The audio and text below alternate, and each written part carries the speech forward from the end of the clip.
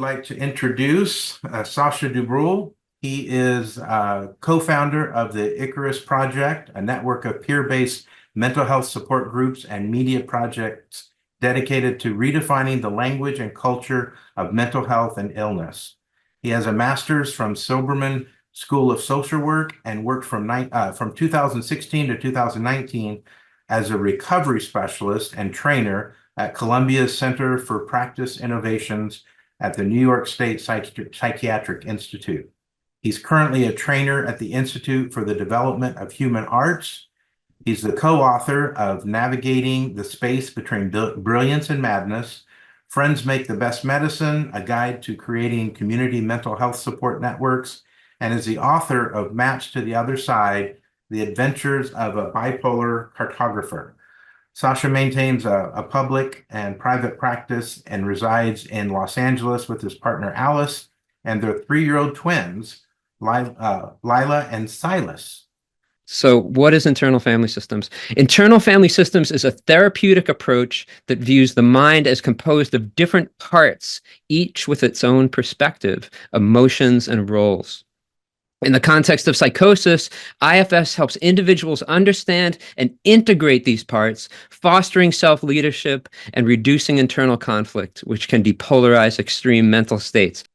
Okay, what is psychosis? Briefly, the DSM overview of psychotic symptoms are, like you were diagnosed as, having a psychotic disorder if you have delusions, hallucinations, disorganized thinking, disorganized or abnormal behavior, or negative symptoms. Okay, so I have a mentor friend named Brad Lewis, who's a psychiatrist. He became a psychiatrist in the 80s, and he ended up becoming a psychiatrist and then being like, whoa, what am I doing? And then he went back to school and studied philosophy. And he's the guy who taught me that it's really important to think about the way we think of the mental health system as right now it really exists. It tries to exist in the hard sciences, like the DSM, biological psychiatry, thinks of itself as a hard science, but that for most of human history, what we consider psychosis or what we consider psychiatry was really in the realm of philosophy and art and music and like anything that that you can now film, like there's there's a lot to learn about the human condition from literature and I think it's really interesting that in the modern day there's like the split, so that's just something to keep in mind when you're thinking about what is psychosis. While unsettling, what gets called psychosis often carries important messages or insights from parts of ourselves that have been pushed aside or ignored.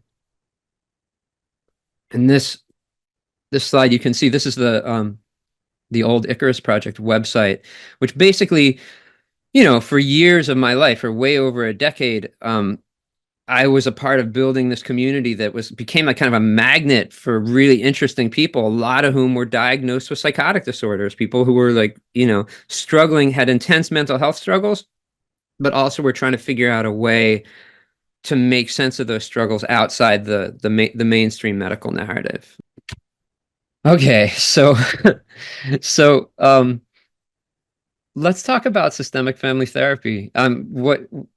What you'll see on the slide is that that's a family therapy textbook, and if you look at the authors' names on it, the co-author of the book is a guy named Richard Schwartz, who happens to be the founder of internal family systems thinking. And I was in Berkeley, California one day at Half Price Books, and I found a copy of this family therapy book. And a lot of what I'm about to say to you is stuff that comes directly out of that book. I think that the thing that was so striking to me when I read this stuff, when I learned about the history of systemic family therapy, was that there was like these really brilliant ideas that ended up being really like, we like kind of just like cast aside doesn't even really do it. It's more like crushed. So what I'm hoping is that, inevitably, maybe something about this topic, and I hope that you learn some more as you're looking at this. But yeah, anyway, I'm hoping that you learn stuff, and looking at this, because in some ways I see it as kind of like a time capsule. Like in some ways we can go back to the past and be like, what were they doing back there then before the rise of the biopsychiatric model and neoliberalism, like that decimated the way that we think about humans? And maybe we can make some changes in the future. Okay, so here we go. A brief but rich history of systemic family therapy. So, systems thinking recognizes the importance of focusing on the pattern of relationships within a system rather than the substance of its parts. So you can look at an individual, you can have a family, you can have one person in a family who's sick, who has a diagnosed with a psychotic disorder, and say, whoa, that person has a biological brain disease. Let's give them a monthly injection to make sure that they don't get out of control and upset everyone.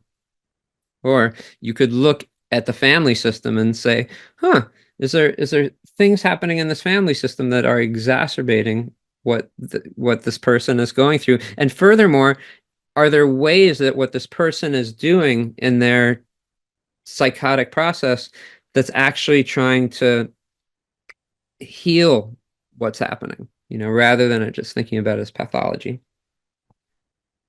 So another key tenet of systems thinking is that the problems of individuals always occur in a larger context. We can't just like look at one person's, thing and think like, oh, they're just sick. It's like, no, we have to look at like their family and their community and the schools they went to and the historical forces and like the larger context. And furthermore, you can see relationships between the smaller and the larger context. Okay, so I'm going to go through these probably pretty quickly, and it's good there's going to be a recording of this, because like, maybe you won't get it all the first time around. You got to go back and look at it, or maybe, but I actually think that this is like, I've yet to see anyone else do this, and so hopefully it's useful, like out in the world. So I'm just going to break down really quickly some systemic family therapy concepts that are going to help inform your understanding of internal family systems, and maybe help inform the way that, I don't know, you think about yourself as a human being with other human beings on the planet. So if you want to understand systemic family therapy, you got to know that this guy, Gregory Bateson, was the first person to apply systems thinking to human interaction. Systems thinking was being used in all these other ways of thinking in the 1950s and 60s. But Gregory Bateson, came up with a number of ideas, and his most famous one was called the double bind theory of schizophrenia. So the double bind theory is that communication within families can create impossible situations, or double binds, that lead to distress and confusion, often seen in psychosis. This shows how contradictory messages can foster psychological fragmentation and confusion. All right, so Gregory Bateson. So here's a quote from Mary Olson. Hi, Mary, if you're watching this sometime. Bateson's theory of the double bind came from a theoretical attempt to imagine the kind of interpersonal communication context in which psychotic ideas and symptoms would seem adaptive. Okay, sort of like just say that in plain English. Like, sometimes you can be in a situation that makes you fucking crazy and you don't know what to do about it. And like, so you start acting crazy, and then people say that person over there is crazy. But if you look at the situation and what is happening, it makes sense. So that was a theory of the double bind. We'll come back to it. Another piece of language, which I think is really important when we're talking about Gregory Bateson's legacy, is this idea of the identified patient. So Gregory Bateson viewed the identified patient as a symptom bearer of the family systemic issues, where the individual's behavior reflects the dysfunctions and patterns within the larger family, rather than a problem isolated to the individual alone. So basically, I mean, this is the opposite of what they told my mom when I was 18. and she went to a NAMI meeting, and they said your son has a biological illness. It's not your fault. It's a disease just like any other. It's like diabetes. There's medication for it. This worldview is a little more complex. He's saying the identified patient sacrifices himself to maintain the sacred illusion that what the parent says makes sense. Now, it turns out you know these ideas became very unpopular. What I'm saying to you right now became so unpopular that I am guessing that most of you have never even heard them. but like, I think it's important that we like reflect on them and think about them. Okay, let's keep going. There's a few more things.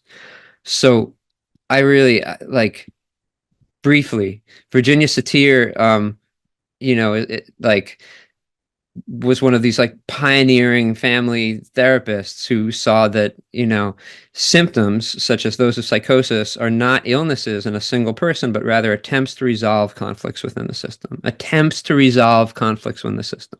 I can't say it. I'm going to say it again. Attempts to resolve conflicts within the system. So you think something's an illness, you think something's a disease, but there's something happening that's trying to change the system. You might even be able to look at psychosis in general this way and say, maybe it's not something that we should be viewing as a mental illness, a pathological, biological mental illness. Maybe it's actually an attempt to try and change, and maybe we can treat it differently, if so.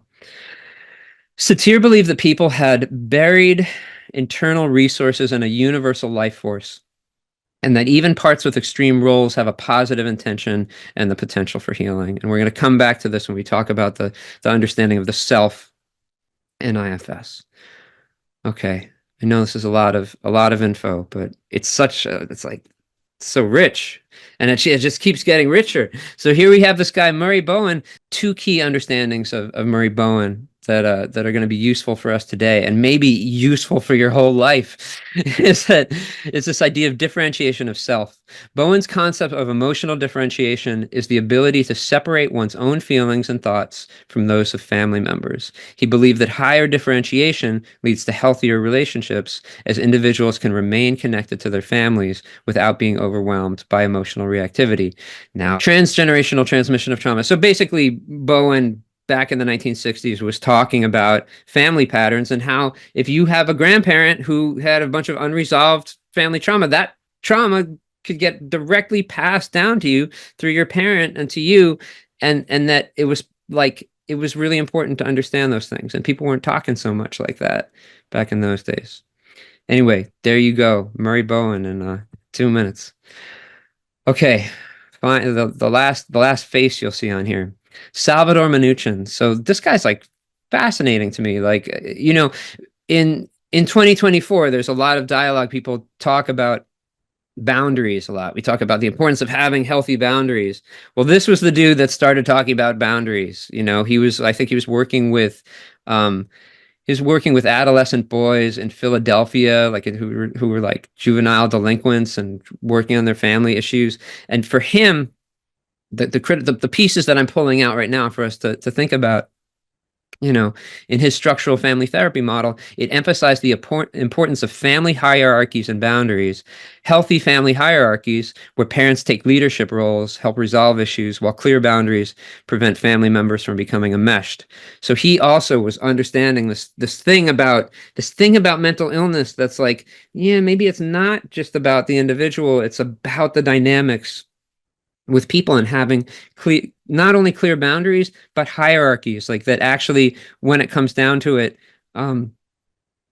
someone in a family wants to know where they stand in a hierarchy, and they actually want strong, healthy leadership. So we'll come back to that when we're talking about IFS, because that's like actually like a key principle. And his concept of enmeshing refers to family members being overly intertwined in each other's lives. And he developed methods to help family members unblend from one another. So hold on to that thought. Okay, here's the last piece. And this is what, once again, this is a personal story. So my first year of social work school, I got this amazing. I got into a program in New York at Silverman School of Social Work School. It's like a night school program. So it's mostly in going to school with other people who had been working in the public system for a long time.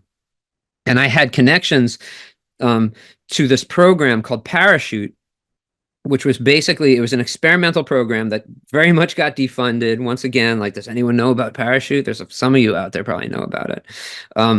But the basic idea is that we were um, working with folks who had recently come out of the hospital and been diagnosed with a psychotic disorder. And so I spent a year on a team where we would go to people's homes all over Manhattan. And it was like a very diverse group of families, and sit with the people who, like the mothers and the fathers and the uncles and the grandparents and the like, and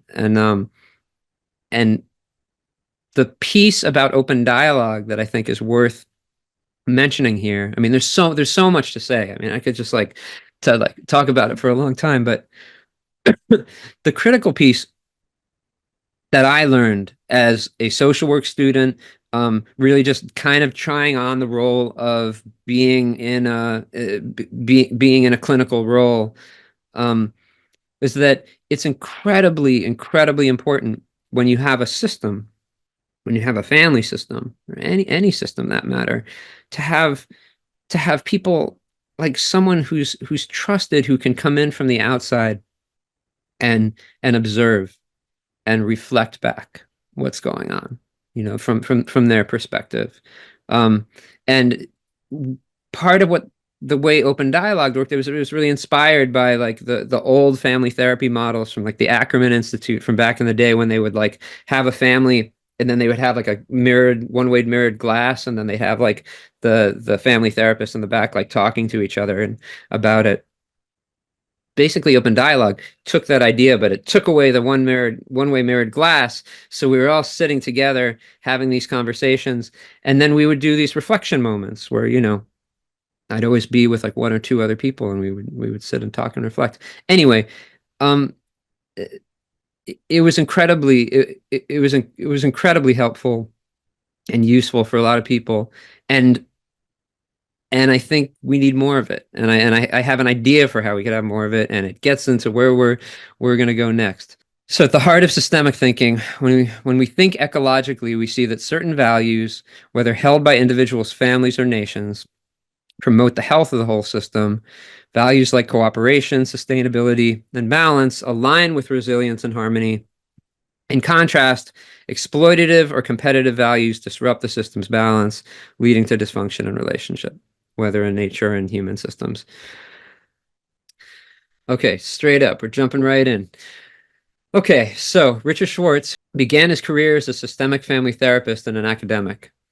Grounded in systems thinking, Dr. Schwartz developed internal family systems in response to clients' descriptions of various parts within themselves. So basically, this guy was in Chicago, and he was a family who was like really gung-ho, about systemic family therapy. And he was working with, I believe it was young women diagnosed with eating disorders, and he wasn't having any luck doing the family work, getting people together and understanding the dynamics. And then he started hearing his clients say, well, there's a part of me that feels like this, and then there's another part of me that feels like this. And Dr. Schwartz took his understanding of systemic thinking and systemic family therapy and started using it in a way to be able to basically like notice that his individual clients had an internal system of parts that were relating to each other. So that's how it started. He focused on the relationships among these parts and noticed that there were systemic patterns to the way they were organized across clients. So it wasn't just like some random, people he was talking to were having these weird experiences talking about their inner worlds. There was actually like patterns in the same way that I was showing you that slide with the fractals and talking about how from the small to the large, there are these ways that systems work. But this is the critical piece, and we're going to spend some time on this in this workshop. He also found that when the client's parts felt safe and were allowed to relax, the clients would experience spontaneously the qualities of confidence, openness, and compassion that Dr. Schwartz came to call the self. He found that when in that state of self, clients would know how to heal their parts. So the idea is, I mean, I'll jump into it in a minute, but the idea is that everybody in this model that I'm transmitting to you right now, everybody has a self, and that self is something that like is the natural leader of our system. Okay, so now we're going to talk about the 5 basic assumptions of the IFS model. And we're going to start with number 1, which is that it is the nature of the mind to contain an indeterminate number of sub-personalities. So this can sound, to someone who hasn't been thinking like this for, and has gotten used to this idea of inner multiplicity, it could sound like you could be talking about like, oh, do you have multiple personality disorder, dissociative identity disorder? And the idea is no, it's actually natural for everybody to have multiple parts. And that once you start looking at it, kind of like in the way if you have like a prism and you have white light and the white light goes into the prism and then you can see the colors of the rainbow. It's like if you look closely, you realize actually there's a bunch of different things going on inside of us all the time. In fact, most of the time when you think that you're thinking, it's actually just parts of you talking to each other, and it's good to get to know them. I'll leave it at that. Number 2, everybody has a self. So this list on the left here comes in real handy when you're first studying IFS, because this is basically this is the grounding. This is like these 8 C's of self-leadership: calmness, curiosity, connectedness, compassion, clarity, courage, confidence, creativity. It becomes a way that you tune in and you think, okay, well, am I one of these things right now? And if I'm not one of these things, then I'm not in self. So, I think the thing about self is that, well, okay, here, I'll describe it like this. This is a book my kids love. Don't let the pigeon drive the bus. I have to say this to my daughter Lila all the time. Don't let the pigeon drive the bus. She like she's like, she wants to be in charge, but like, who's in charge? I'm in charge. I'm like the dad. They're 3. But the first person that ever explained IFS to me many years ago, she said, think about it like this. Imagine when you're having a hard time, it's as if you're on a school bus full of screaming children. And the really important question is, who's driving the bus? Like it's okay to have a bunch of parts or a bunch of like strong emotions that you're having that are like freaking out. But the question is like, who's actually like, who's in control? Who's looking at them? And I think a really good way to think about this is to think about being the self being the conductor of an orchestra. And that really we have inside of us, we have a bunch of different parts, and they all want to be seen, they all want to be heard, and it's the conductor's job to be able to like know like how to play the music. So some basic things about the self is that everybody has it, which is deep. Everyone has it. Everyone has a self. The idea is no matter how messed up your childhood was, no matter what you've been through, you have a self, and that self is fundamentally curious, compassionate, creative, courageous, calm, feels connected to something much larger than itself. Like it's there.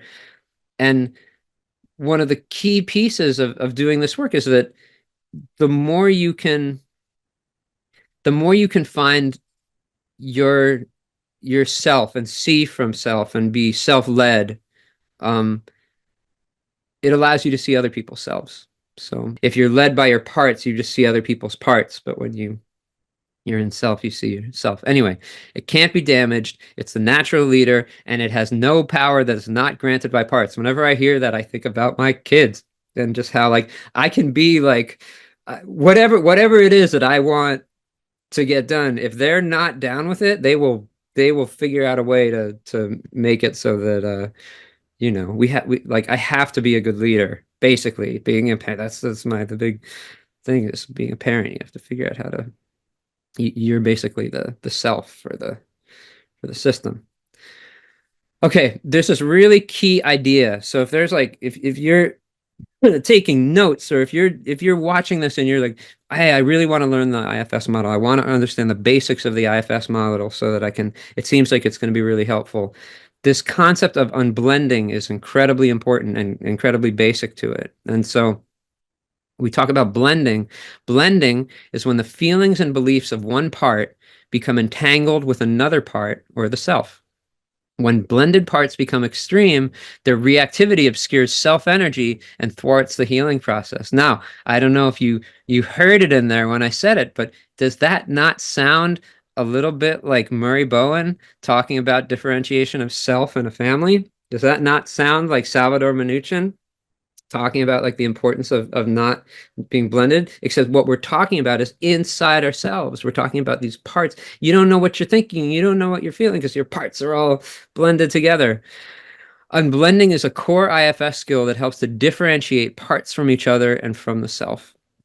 Once a part is able to unblend, continue working through a client's self. Ultimately, parts control how much they blend or unblend. So in my role, when I'm playing the role of an IFS therapist, a lot of what I'm doing is helping people build relationships to their parts, getting to know their parts, listening to what their parts are saying. And in order to do that, they have to be able to unblend from their part. And they're like, yeah, I feel, this anger, something happened. I just feel really angry. Wait, what is it? What is it? Oh, it turns out like, oh, I have this part that's angry about something that just happened, but actually underneath that, there's this younger part that's still pissed off about something that happened a really long time ago. Number 3, the non-extreme intention of each part is something positive for the individual. So when you start doing parts work, what inevitably happens is you find you're like, I'm gonna back up real quick and just say this. When I say doing parts work, what I'm actually talking about is like you, the person I'm talking to right now, like sitting down and either with another person who's like, like feel like is a solid person you trust, or on your own, doing what is called a U-turn, or like basically like there's the world outside, but what happens if we go inside? What happens if we go inside and look at what's going on in there? And I would say, you know, I could speak from personal experience and just being around for a few years. There's a lot of people that don't want to have anything to do with what's going on inside them because it's too fucking scary in there. And so there's a real fear there's like pain, there's like things that they like don't want to be thinking about. So they do whatever they can to check out or whatever. Okay, I had to say that because when I say the non-extreme intention of each part is something positive for the individual, what I'm saying is I'm assuming that you are having this ability to go inside and feel what's going on and notice that you have like multiple parts, and that you might have some part that seems like really like I don't know. When I was in my 20s, like in between getting locked up in psych hospitals, I would get these voices in my head. They weren't like it wasn't like I didn't think they were coming from outside. I knew they were my thoughts, but the thoughts were so awful. They were like basically like the worst things I could possibly think up to think, like they were racist and misogynistic and violent and whatever. I just and I couldn't, and the thoughts were driving me crazy because I would have a thought, some terrible thought about something like hurting children or something like that. And then I would have another thought that was like, you're what a terrible person you are. Like if anyone knew you were having these thoughts, no one would ever have anything to do with you. You would be ostracized. And so I'd have this like internal world of these extreme ass parts that were like having, you know, basically like playing out some, playing out some like really intense psychotic stuff. And it it took being able to, I don't know, find it. I finally found like a therapist that I trusted, like I could talk about it some, and then it became easier to talk about it. Now I'll fucking get up in front of, how many of you are watching this? Like I'll tell you all about my like terrible, scary racist thoughts I had when I was in my 20s. But I think the thing is like in this model and in this IFS model, the the key piece of it, and this holds it together for me when I'm working with other people or myself, like you have to look at whatever you're looking at, however awful, the part seems, like what it's saying seems so terrible. You have to see that they're actually like good, they're like actually like everyone in there is good. There's no bad parts. There's a book, you should read it. It's called No Bad Parts. This is the basic idea of it. Um, and the idea is that when we can get to know the parts of ourselves that like are in the shadows, and make friends with them, oh, the wonderful things we can do. The things we wouldn't be able to do otherwise, because we'd be like all trapped in our little, labyrinths. Anyway, the non-extreme intention of each part is something positive for the individual. The parts are actually all mean good, even the ones that are super extreme. Okay, as we develop, comma, our parts form a complex system of interactions internally, much like a family or group of people who are polarized and form alliances and hierarchies. So what you'll find if you do the U-turn and you go in there and you start looking at what's going on with your parts, you realize, oh my goodness, there's all these parts in there. There's like, look, I can't talk about what's going on in your head. I can tell you plenty about what's going on in my head. There's like areas where like they have no idea, like one part, it's almost like there's I think of like the Berlin Wall or something like that. Okay, World War II ends and then they put up the wall, and then there's people on both sides of the wall, but they don't talk to each other and they form different, like that's what, there's like stuff like that, and it's happening for a lot of us. A lot of us have these like complex systems of interactions internally, much like a family or a group of people who are polarized or form alliances and hierarchies. And if you can get to know them, you can depolarize what's going on. But in order to do that, you have to have enough perspective. Like me is the picture me as the young social work student going into people's homes. I didn't, I didn't know those people, but somehow by being really curious and compassionate, um, like I could help a a complex family dynamic.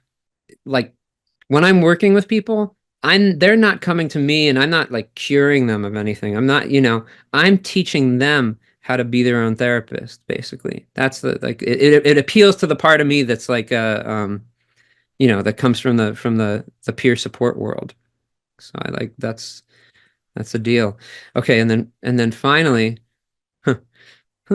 changes in the internal system will affect changes in the entire system and vice versa. So if you go back to that slide, here is a beautiful fractal, but if you go back to that slide with the individual and then family and then community, and like the basically, this is a fancy way of saying, if you do your healing work, things will change. You will start seeing things differently than you saw them before. And that will change things. That's basically the idea.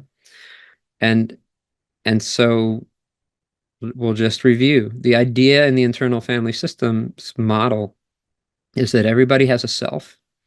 Um, and and the self is the natural leader of the system.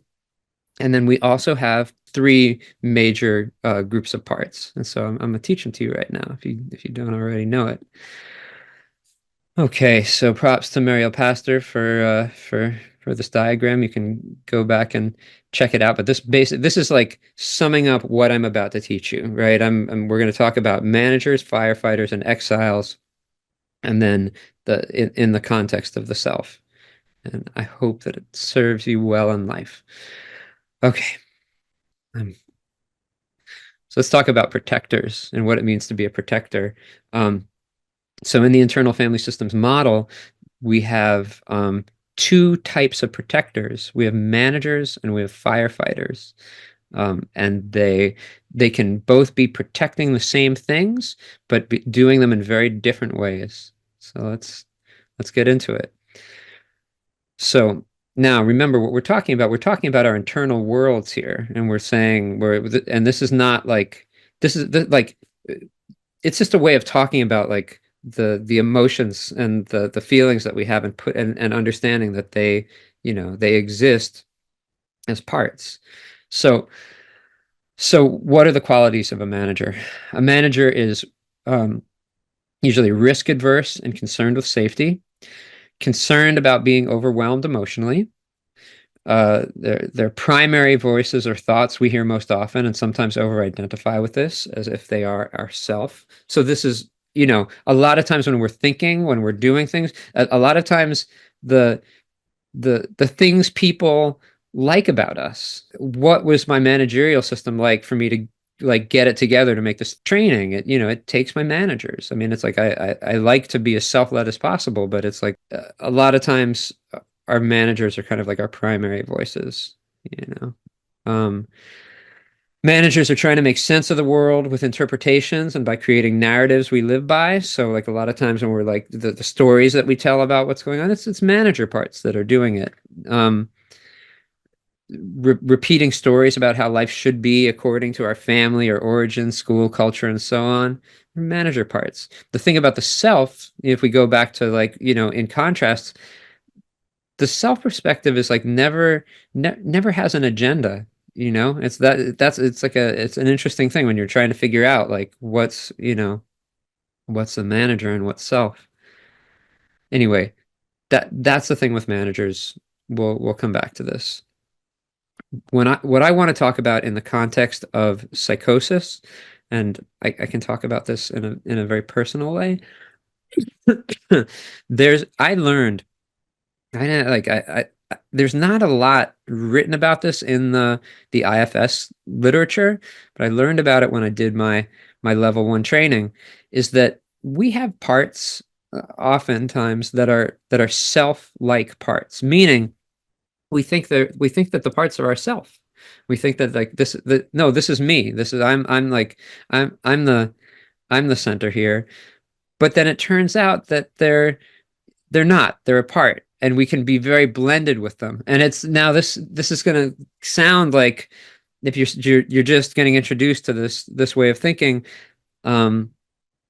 I'll give you this metaphor. Okay. So Copernicus was the guy in the 1400s that did the equations to figure out that the that the sun didn't revolve around the earth, that the earth, revolved around the sun, which changed everything, right? I mean, it's like a whole different way of looking at what the like our relationship to the solar system.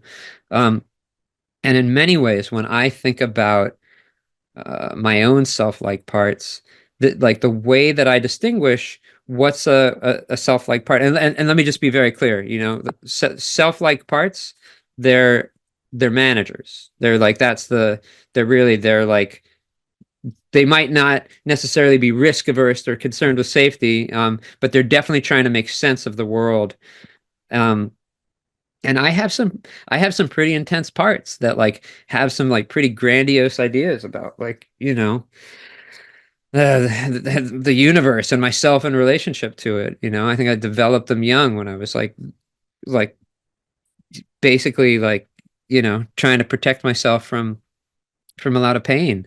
But the Copernican realization is the realization, oh, wait, it's not me. I'm not the one who's in charge of everything. Like actually there's something much larger. And actually this is a really critical IFS point. So when Dick Schwartz talks about the ego, so like the ego, if you're studying most other psychological models that talk about internal systems, like the ego is like the center, that's making the decisions. What Dick Schwartz says is that the ego is actually just a bunch of managers. It's not and that really we want to be self-led. And so that's it's a deeper conversation we can't really delve deep into, but it's this idea of like who's actually in charge here, and what would it look like if we understood that there was like something larger in charge that wasn't just a bunch of managers thinking they knew what was up. Okay, firefighters. So this is the other type of manager. This is the other type of protector part. So in contrast to managers who were like, trying to play it really safe, firefighters protectively spring into action whenever the feared emotion and memories from other parts, especially the more wounded exiles, get activated or threatened to overwhelm. Their strategies douse or escape the fiery path. That's why they're called firefighters. Now, like the classic firefighter is, an addiction, right? So something that where you're just like, okay, that's it. I don't even want to even try and feel something. I'm gonna like douse it in something else.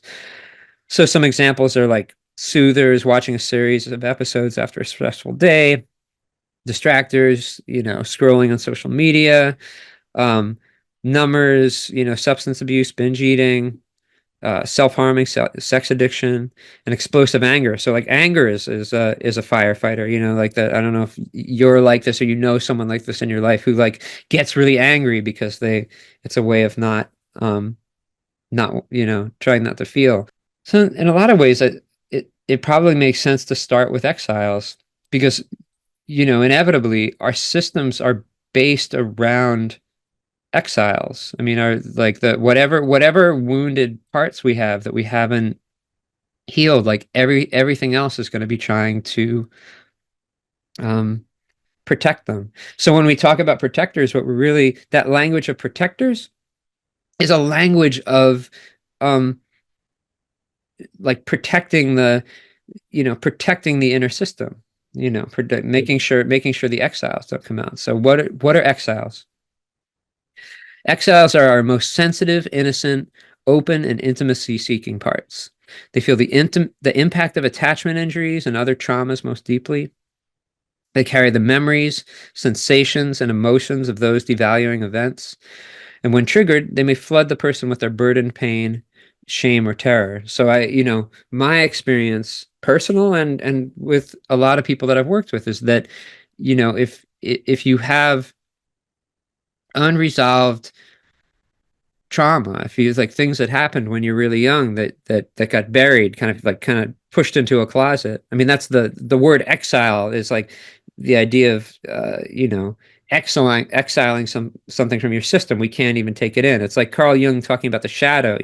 What makes it the shadow? It's like, well, we don't even know it's there. It's like it's something that's really a you know a part of us, but we haven't integrated it. So the thing about everything that I've just said about, the protective system, talking about managers, talking about self-like parts, talking about firefighters, is that they're all connected. They're all connected, So here's a quote from James Baldwin that I find really beautiful. I imagine one of the reasons people cling to their hate so stubbornly is because they sense once hate is gone, they will be forced to deal with pain. So if you think about it, it's like, okay, there's this relationship. There's like the pain is what the driving force. But what it's doing is it's like you know you have to hate. You have to hate. There has to be that firefighter that's like, full of hatred. Because if you were to dig underneath it, you realize, oh, there's something under here that's really painful. Um, So, in the context of psychosis, in the context of like what we're talking about here, the the really important thing to hold on to, I think, is that psychosis is often we what what a more kind of biological pathological model would see as like a brain disease. In the IFS model, we look at it and we see, oh, there's relationships between these parts. There's exiled parts that, and there's protectors that are doing things to try and keep themselves safe. And so one of those things might be you might have a part that like becomes delusional or even paranoid, because there's like a space.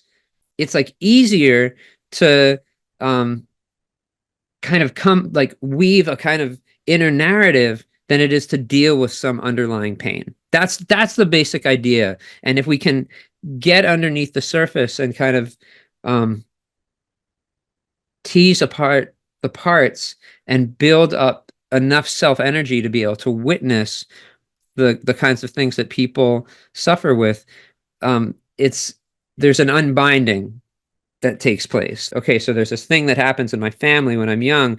I internalize it, and then I keep it. It's still there. It's like I've gone on. Maybe I'm an adult, but I'm still doing these things that have to do with like the people that raised me and the environment that I was in.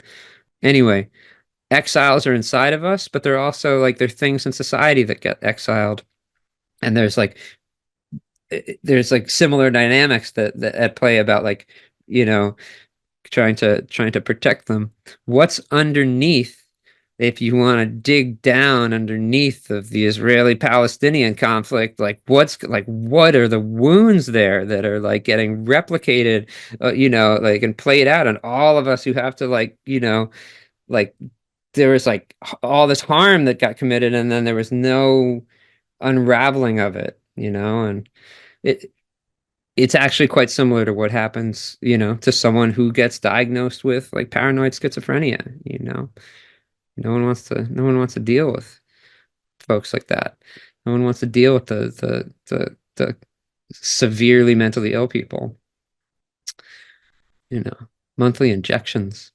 Okay, three group ecology. So now you should know we've reached the end of we're wrapping up this presentation. And so I started off and I showed you this slide at the beginning, and I said by the end you're gonna get to know these different parts. And what we didn't really cover today that's like deeply exciting if this is the kind of thing that you're into, is that in this model, if you build up enough trust with another person and you're doing IFS work with them, you can actually go and get to know parts, discover what kind of burdens that they have, and then build up enough self energy to unburden the things that they're holding on to.